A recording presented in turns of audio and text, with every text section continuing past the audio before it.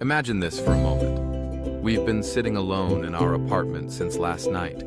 It's now the beginning of the weekend, 11 o'clock in the morning. And over the last 24 hours, life has been throwing at us a series of small, stinging disappointments. At work, someone expressed their disappointment with our performance.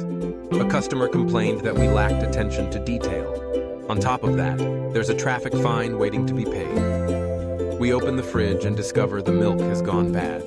Then, a close friend sends us a hurtful message, accusing us of not caring enough about them.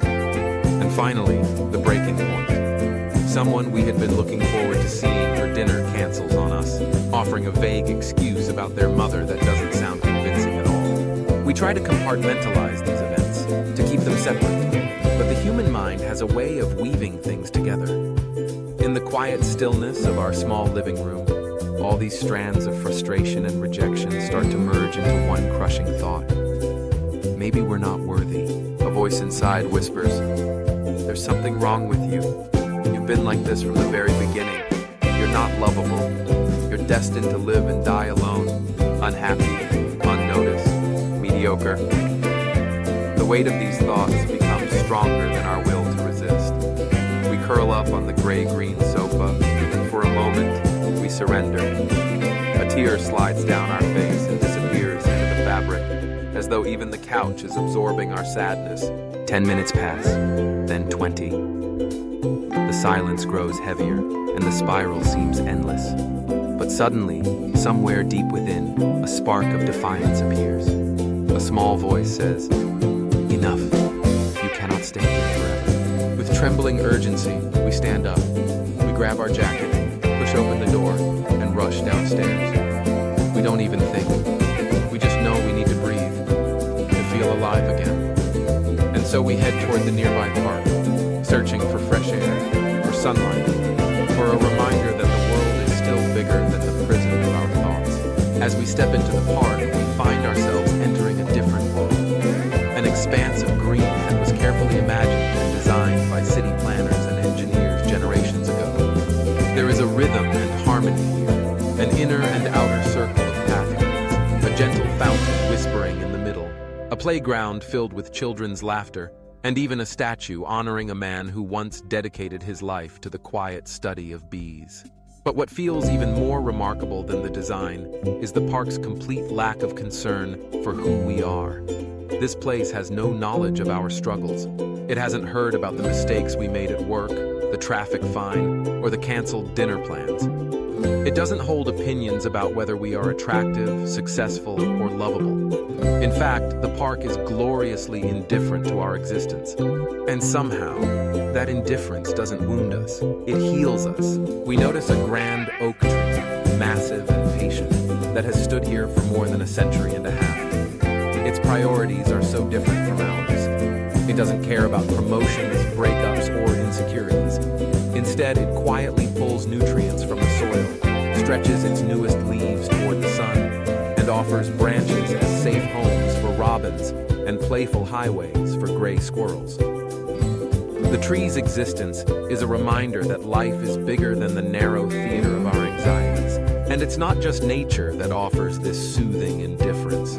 On a nearby bench, we see a person in medical scrubs, enjoying a short break with a simple flask of tea. Later, this person might return to the hospital to adjust catheters for children, or perhaps to sit at the bedside of someone in their final hours. Their world is filled with burdens and responsibilities far greater than our wounded pride or our broken plans. The park, its trees, its fountain, and its strangers, gently whispers a truth we had forgotten. The universe does not revolve around us, and in that realization, there is unexpected peace. Philosophers may spend lifetimes trying to articulate a theory of existence, and perhaps some of them succeed. But here, standing in the park, we realize the oak tree already has its own wordless wisdom to share about love, achievement, success, and power.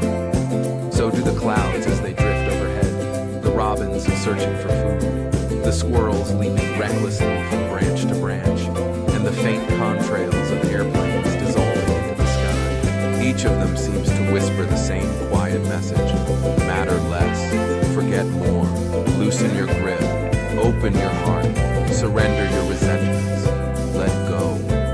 There is a happiness available to us, not in chasing perfection, not in demanding that every event carry meaning, but in stepping back, in softening our hold on ourselves. When we stop insisting that every slight, every setback, every disappointment is a personal judgment on our worth, we discover a strange new freedom. Life feels lighter when we wear our fate loosely, when we allow ourselves to be just one small part of a much larger story. Yes, we may end up alone at times. We may act foolishly. We may feel sadness. But perhaps none of this is as catastrophic as we once believed. The park, in its quiet indifference, reminds us that even in imperfection, we endure, we cope, we continue. And maybe tonight, we'll take ourselves to the cinema, even if no one joins us. Maybe we'll sit at a terrace with a drink, listening to the hum of conversations around us and realize that solitude doesn't have to be amazing, because this wasn't just a walk, it was a lesson in how to be lighter, freer, and more open to the vastness of the world that has always held us, even when we thought we were alone. And so, as we leave the park, we carry with us not just the memory of trees, fountains, or children's laughter, but a reminder, life does not always have to weigh so heavily upon us. We are more than our failures, more than our disappointments, and far greater than the stories we tell ourselves in moments of despair. Take a moment, breathe, notice, and live a little life. If this reflection spoke to you, I invite you to stay with us here in the life direction. Together, let's continue to explore the questions that matter, find strength in stillness, and rediscover the beauty of simply being alive. So, subscribe